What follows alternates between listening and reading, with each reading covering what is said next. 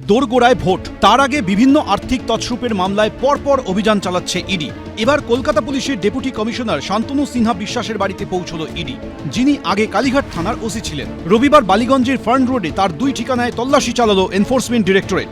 রবিবার সকাল 6:45 বালিগঞ্জের ফার্ন রোডে কলকাতা পুলিশের ডিসিপি শান্তনু সিনহা বিশ্বাসের ফ্ল্যাটে পৌঁছে যান ইডির অফিসাররা।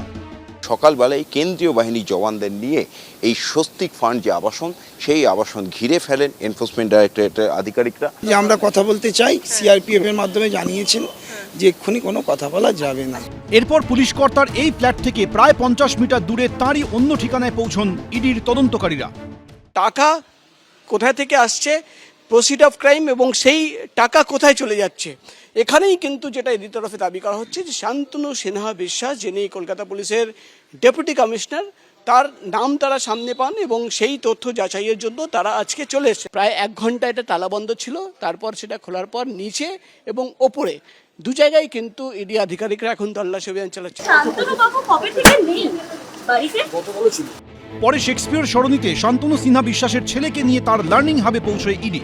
বাবাও বাড়িতে ছিল, আমিও বাড়িতে ছিলাম, সবাই এসছে, নর্মাল কিছু কাগজ চেক করবে, কোনো প্রবলেম নেই।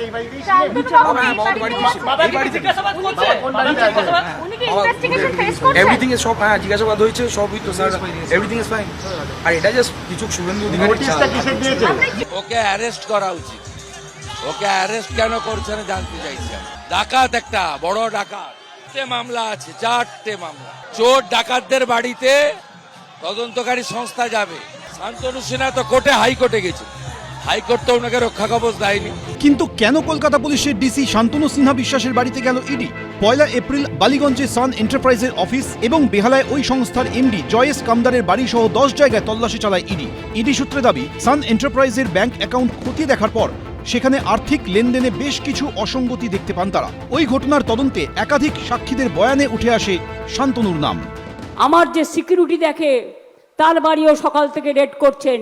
তার মানে আপনারা কি আমায় খুন করতে চান না হত্যা করতে চান? আমাকে খুন করলে যদি আপনারা বাংলা পান, চেষ্টা করে দেখুন না। লালবাজার তৈরি হওয়ার সময় থেকে প্রচুর পুলিশ নিয়োগ হয়েছে এবং তাদের আধিকারিকরাও ছিলেন। এরকম অস্বাভাবিক বাড়াবাড়ি রকমের হঠাৎ আঙুল ফুলে কলা গাছ খুব কম লোকেরই হয়েছে। কেন হয়েছে, কিভাবে হয়েছে, সেটা উনি ভালো বলতে পারবেন, আয়কর দপ্তর ভালো বলতে পারবেন। এগুলো নিয়ে তো আমাদের গবেষণা করার সময় নেই। তার বাড়িতে ইডির তল্লাশি নিয়ে এখনো পর্যন্ত কোনো প্রতিক্রিয়া দেননি কলকাতা পুলিশের ডিসি শান্তনু সিনহা বিশ্বাস। অনির্বাণ বিশ্বাস, প্রবীর চক্রবর্তী, রঞ্জিত সাউ, এবিপি আনন্দ। এবিপি আনন্দ, এগিয়ে থাকে, এগিয়ে রাখে।